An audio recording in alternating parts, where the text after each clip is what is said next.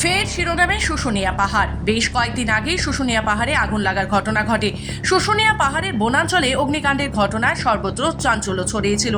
এবার শুশুনিয়া পাহাড় সংলগ্ন জঙ্গলে হরিণ দেখতে পেয়েছে বলেই জানালেন স্থানীয়রা। গত কয়েকদিন ধরেই ছাতনার ঝুঁঝকা গ্রাম সংলগ্ন জঙ্গলে দেখতে পাওয়া যাচ্ছে এই হরিণটিকে, এমনই দাবি করেছেন গ্রামবাসীরা। পাশাপাশি কোনো বড় জঙ্গল থেকে এই হরিণটি ওই গ্রামে এসে পড়েছে বলেই মনে করছেন অনেকে। খবর পেয়ে ছাতনা বন দপ্তরে মঙ্গলবার রাতে সার্চ লাইট নিয়ে খোঁজ চালায় ওই গ্রাম সংলগ্ন জঙ্গলে। হরিণের পায়ের ছাপ খোঁজার চেষ্টা করে বন দপ্তরের কর্মীরা।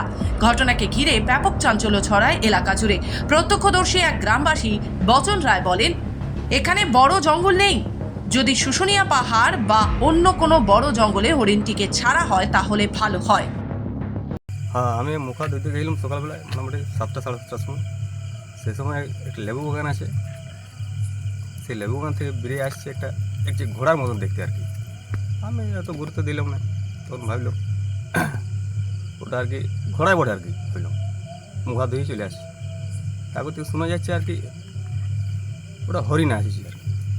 সেই জন্য আর কি বনকর্মীরা খোঁজাখুঁজি করছে আর কি, ওটা ধরে বড় জঙ্গলে ছাড়া হবে হয়তো। এই গ্রাম আমরা চাইছি যে ওটা কোনো বড় জঙ্গলে কিংবা শুশুনিয়া পাহাড়ে যদি ছাড়া হয় তাহলে খুব ভালো হয় আর কি। আমি মাঠের দিকে যাই বাইক নিয়ে, যে যাওয়ার পথে দেখছি আমার দিক দিয়ে আসছে, সোজা বেরিয়ে আসছে।